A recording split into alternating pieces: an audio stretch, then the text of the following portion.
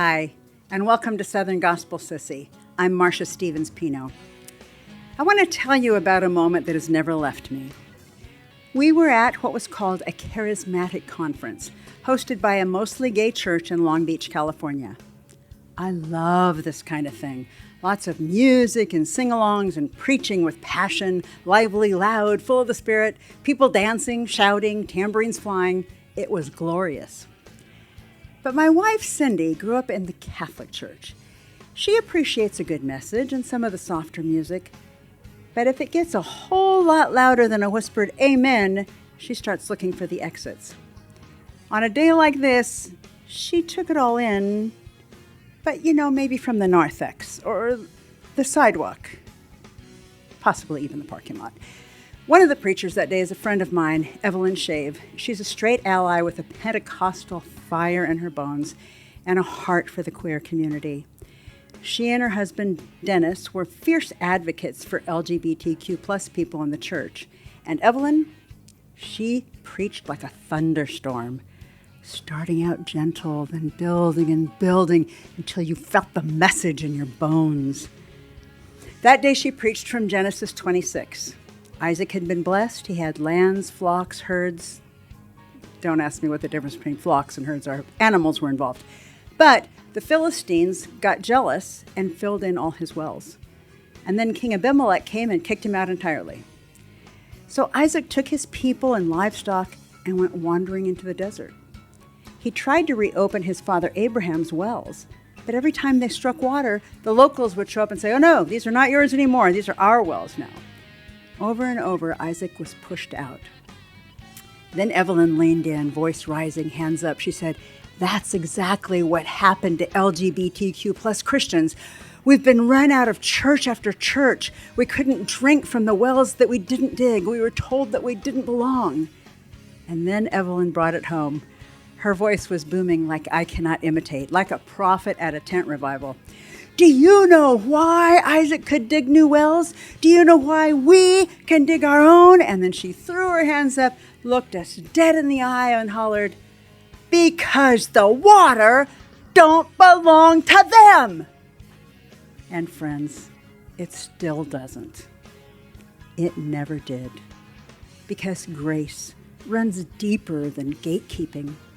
And the living water, it flows freely.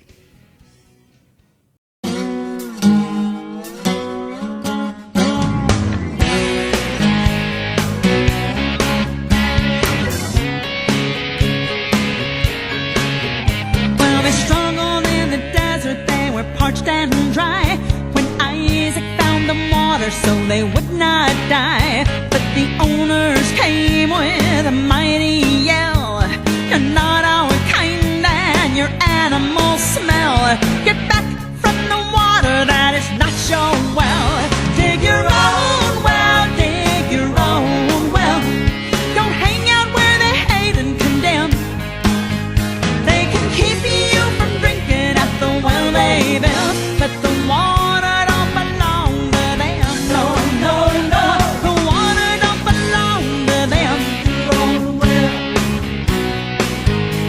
Dig your own well. Well, you struggled with your secrets, thought you were the worst, till you came to the water that could quench your thirst.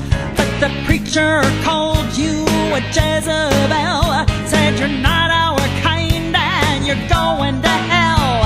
Get back from the water, that is not your well.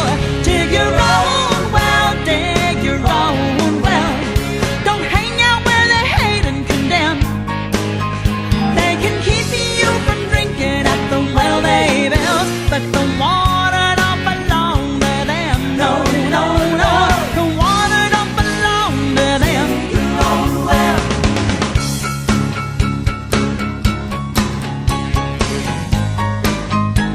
Dig a little deeper.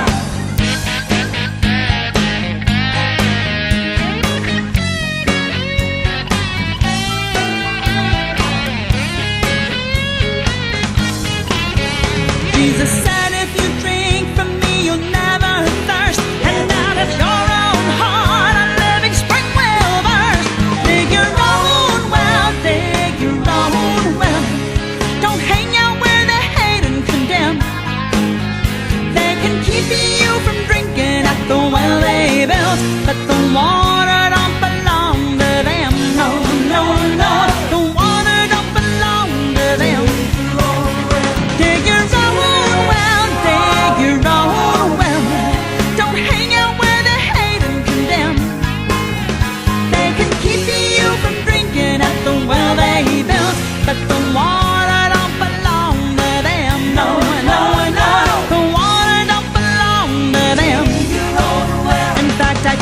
We'll be singing them a requiem, 'cause the war